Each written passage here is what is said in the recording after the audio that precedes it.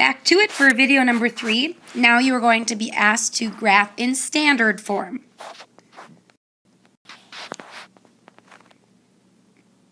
Graphing in standard form. How you have to graph from standard form is similar to slope-intercept, and then again point-slope if you choose this method.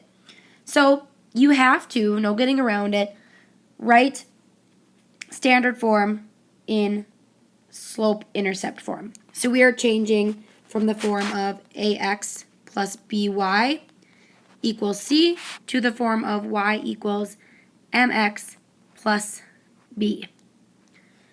So we're technically just solving for y.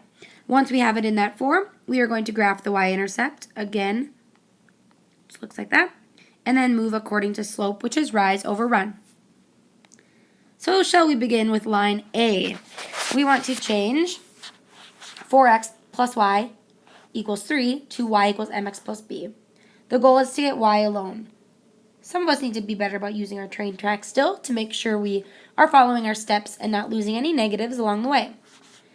So I'm going to subtract 4x, because if I added 4x, I would get 8x, and I don't want 8x, I want to get y alone, and the only way to do that is to make this 0x. Whatever I do to one side, I have to do to the other. So I bring down my y value. Some of you are going to want to try to combine this. You cannot combine 3 and negative 4x because they are not like terms. So you simply write the variable first, and since that's a positive 3. Notice, I'm done. It's already in slope-intercept form. So what I need to pull out are my y-intercept and my slope. Noticing my b is 3, so that's the point of 0, 3. My slope is negative 4. That means I'm going to be going down 4 to the right 1. Look that over, and then we are going to graph that. And we will label it. So I'm going to start at 0, 3. And I'm going to be going down 4 over 1. To the right 1. If I went to the left 1, that would make a positive slope. I shouldn't have a positive slope if my slope is negative.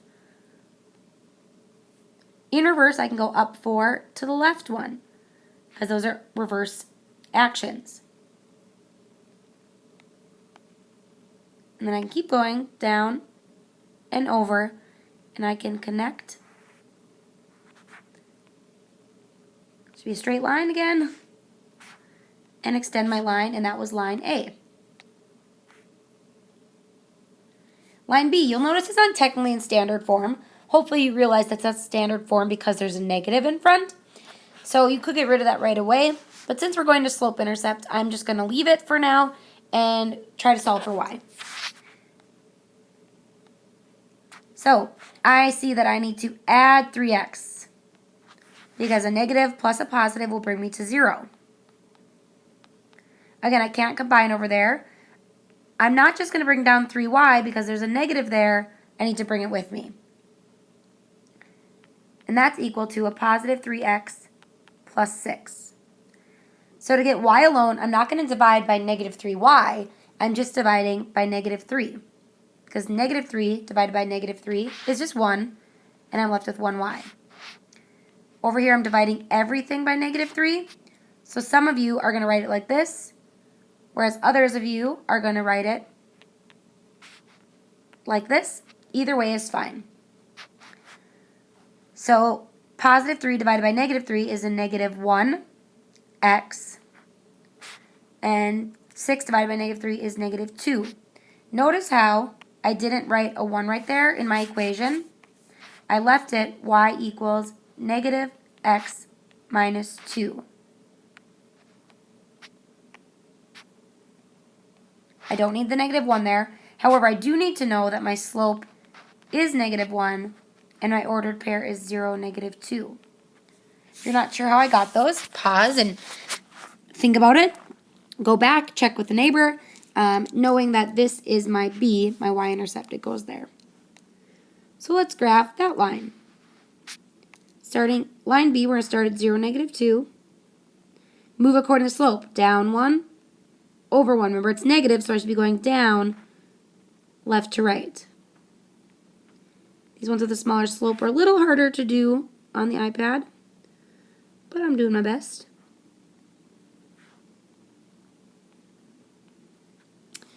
Up and over. And I'm going to draw a line. I might even use this one just to make sure it looks good. That's not going to work. I'll just draw it.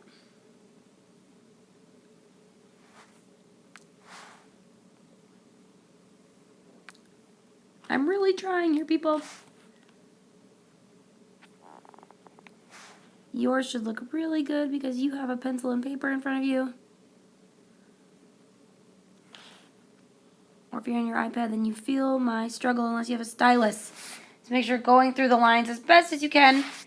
And that was line B.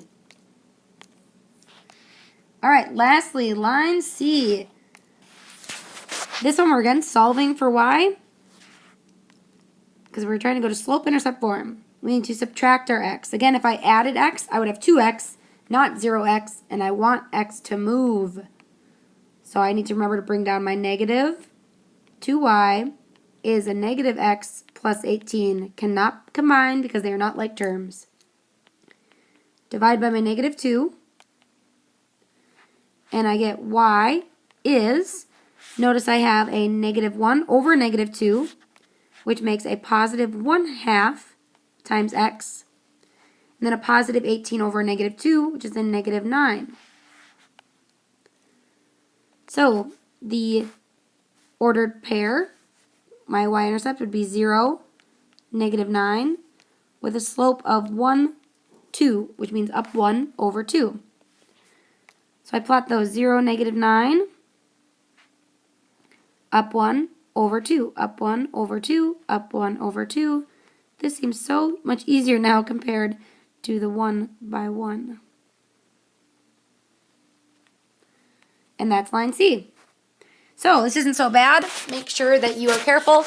You know where your x-axis is and where your y-axis is and how to plot points and how to move according to slope. Good luck.